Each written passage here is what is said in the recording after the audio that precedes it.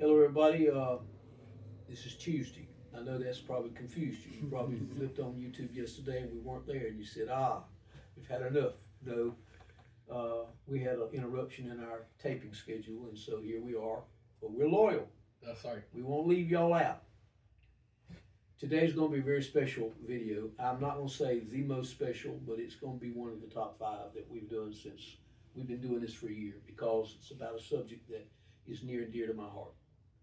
I want you to know, and you may think I'm a liar, but I am not, that if I were not sitting in this office today with Mr. Chestnut and having the honor of being the mayor of Fairmont, I would be started the second day of my 56th year of teaching.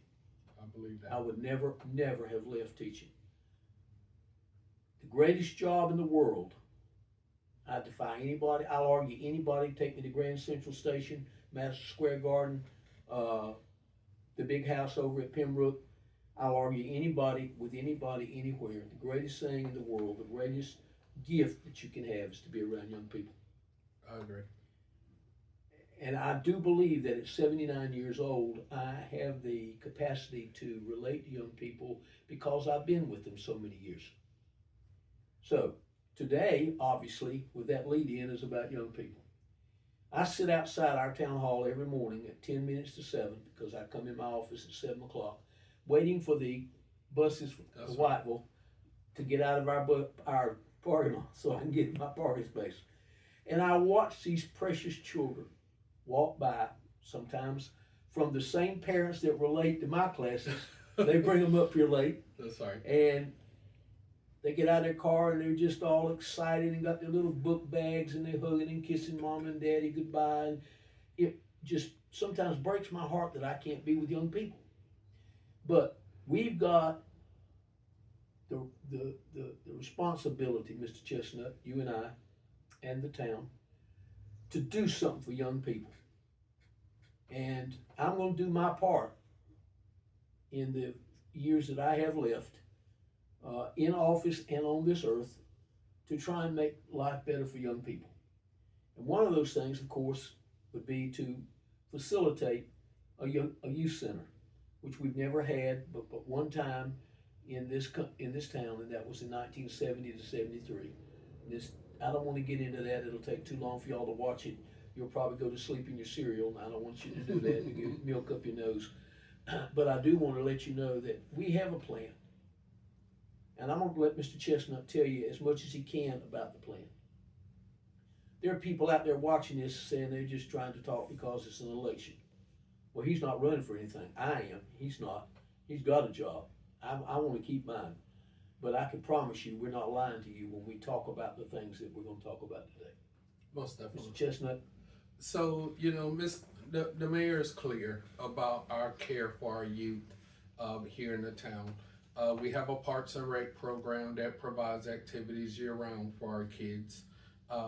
The mayor and I and other members of the staff go out to the schools once a year and read to kids.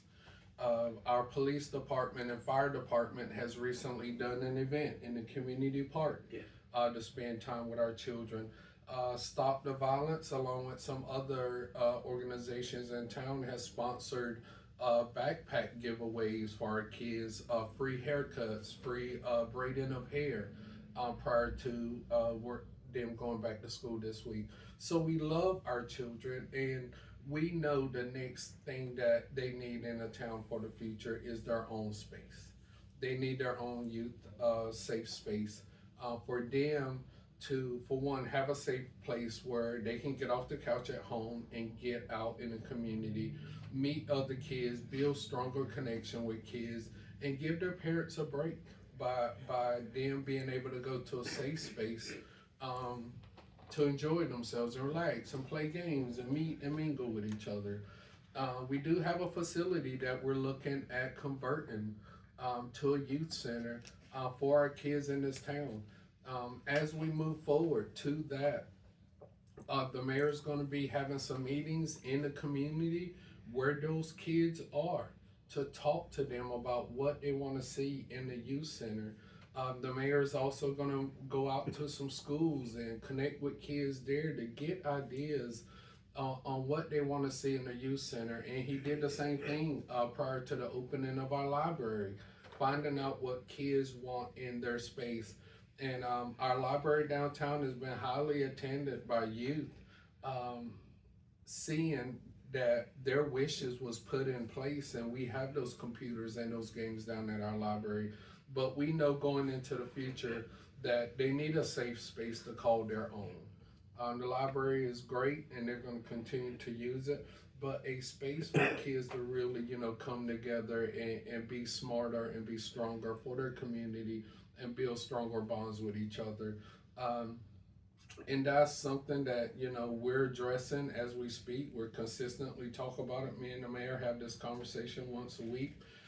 Me and other board members have this conversation about the future of our youth center and what it looks like. And I know we're going to talk about this and have some action forward towards it over the next couple of months, Mr. Mayor. I can promise you one thing. Fairmont High School, Dr. Barton. Fairmont Middle School, Dr. Tyndall.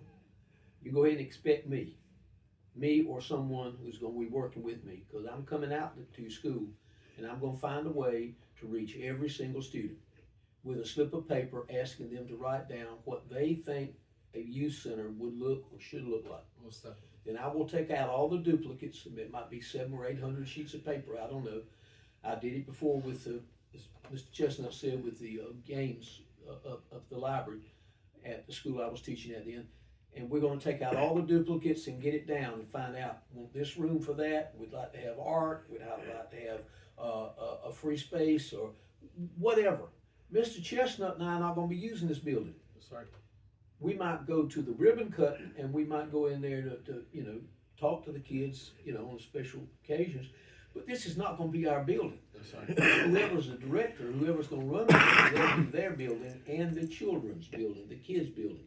So, just as sure as I'm sitting in this office with Mr. Chestnut, there will be a youth center in this town. I don't know when. I can't tell you the exact date when we're going to cut the ribbon, but there will be one. Most definitely. And it'll be the crowning glory of my life, my public life, because I'm the first person that ever started a youth center in Fairmont, along with Charles Williamson, my dear friend who's passed away now and gone on. And we haven't had a youth center since 1973. Not a specific place to put young people's bodies in, and so they can have their own place. Haven't had one. We've had activities around, but not a youth center. We're going to have one. Most definitely. And I trust this man. I believe in him when he tells me that we're going to have that, and there's going to be effort and movement forward on that. I believe it. Most definitely. Y'all stand by. Young people, if you're watching this, you stand by. Your day is coming. Yes, sir.